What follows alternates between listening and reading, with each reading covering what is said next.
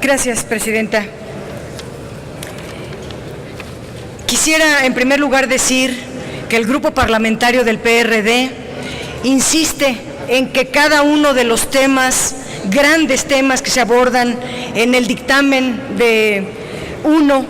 en estas 4 leyes, son de fundamental importancia y es indispensable se haga un debate, un análisis profundo de cada uno de los temas contenidos aquí.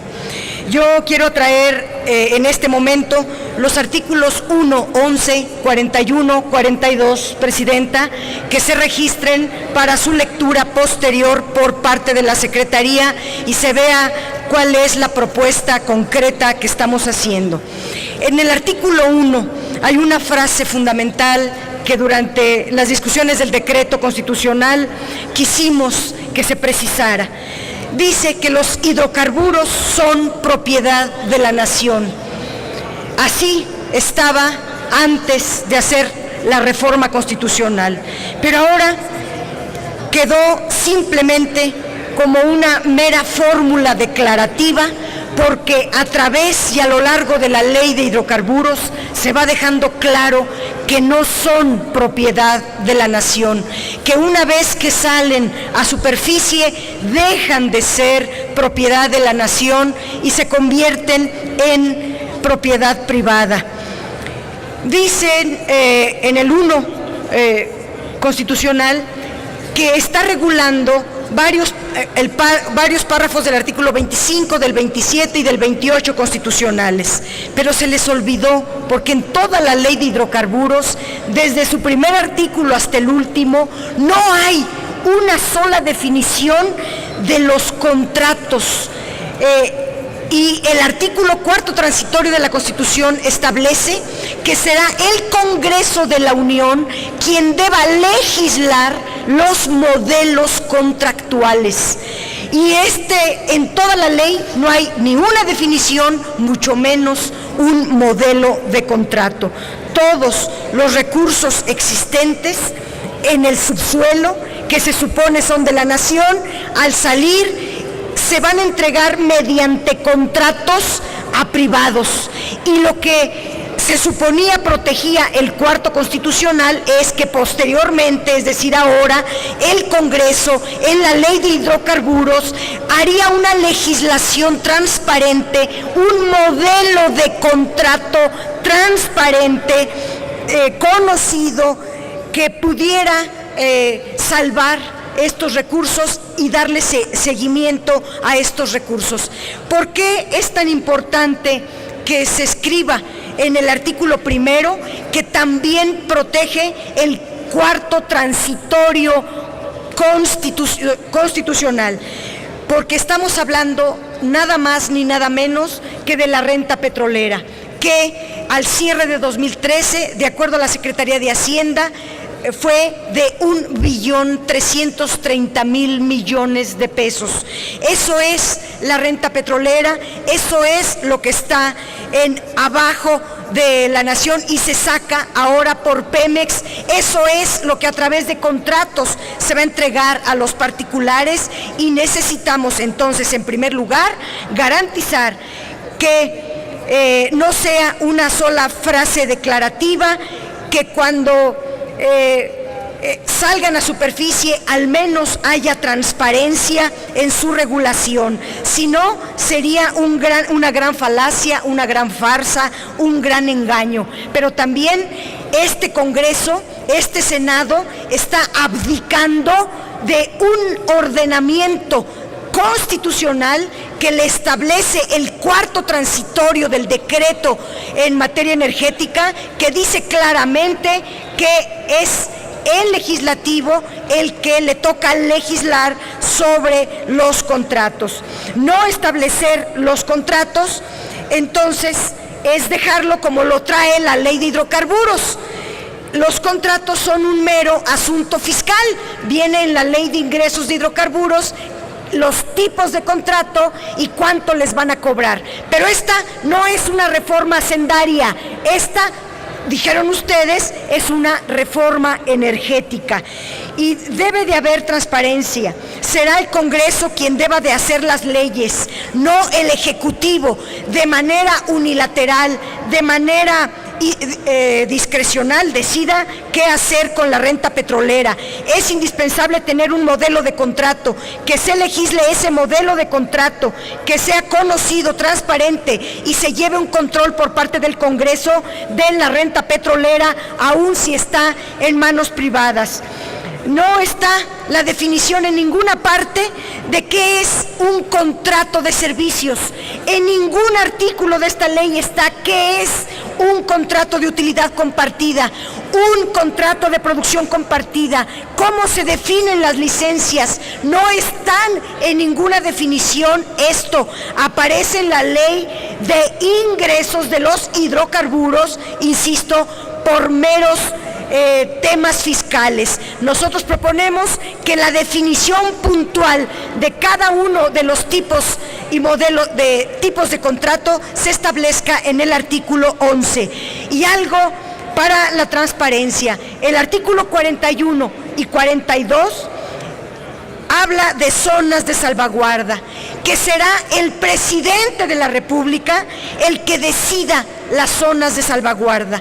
¿Qué son las zonas de salvaguarda? De acuerdo a las definiciones que ustedes escribieron, es una zona donde se prohíbe la actividad de extracción y exploración de hidrocarburos. Si es una zona que prohíbe la exploración y la explotación de hidrocarburos, ¿por qué se escribe tan tramposamente en el artículo 41 y 42 que esas zonas de salvaguarda le corresponde incorporar y desincorporar al Ejecutivo Federal? Esto es un asunto inaceptable, porque en primer lugar, las zonas de salvaguarda, véase el tema de la selva lacandona, los vestigios donde hay hidrocarburos, todo el Golfo de México, en las zonas de pesca, un montón de lugares donde hay una cuadrícula ya hecha por Pemex, donde a cada cuadrito le llaman área contractual, pero se sabe perfectamente dónde hay hidrocarburos en el subsuelo. Las zonas de salvaguarda dicen, aunque haya, podemos suponer que aunque haya hidrocarburos en el subsuelo, pero si el presidente de la República puede incorporar y desincorporar zonas de salvaguarda, pues una zona donde hay hidrocarburos que está dentro de las zonas de salvaguarda, el presidente puede decidir su desincorporación. Esto viola las facultades del Congreso. La incorporación o la desincorporación de bienes nacionales le corresponde al Congreso de la Unión.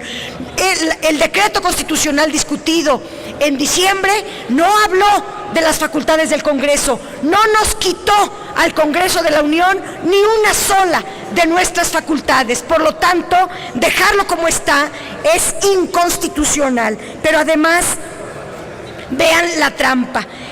Se establece por decreto, o sea, por unipersonal, el jefe del Ejecutivo, el presidente de la República, una sola persona, va a decidir por decreto, violando la Constitución, porque ahorita los bienes de la nación, desincorporar o incorporar le corresponde al Congreso de la Unión. Si lo hace solamente el Ejecutivo, está violando la Constitución.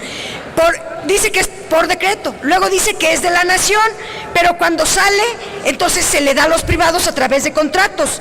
Y luego él unipersonalmente decide cuáles son las zonas de salvaguarda y cuáles no. Es decir, cuáles son las áreas contractuales, los lotes que se le pueden dar a los particulares. Hay un problema fundamental que les quiero señalar con esta argumentación, que se están atrayendo hacia el Ejecutivo demasiadas facultades. Como ayer decía Encinas, se está haciendo un megapoder en el Ejecutivo, atrayendo poderes que le corresponden a otros, pero también en el cuarto transitorio se establece que es facultad del Estado decidir los temas que estoy hablando en este momento. No hacerlo así, dejarle todo al presidente de la República, nos lleva a la discrecionalidad, y la discrecionalidad nos lleva a la corrupción. Senadora, ¿me permite un minuto, por favor? Senador Isidro Pedrosa, ¿con qué objeto? Pedraza. Gracias. Mire, yo quisiera solicitarle que pongan aquí orden en el Pleno, porque parece una romería. Es un esfuerzo, el central, el principal de este debate. Estamos en los temas principales que nos provocan a nosotros preocupación, donde esperamos que se haga el análisis puntual, y aquí con un escándalo en el Pleno, pues no se puede. Entonces yo le pido que, para atención y respeto a la oradora, llame la atención al orden a este Pleno. Es muy pertinente su observación. Ruego a mis compañeras y compañeros poner atención a la oradora en turno. Senadora, continúe, por favor. Gracias, compañero Isidro Pedraza.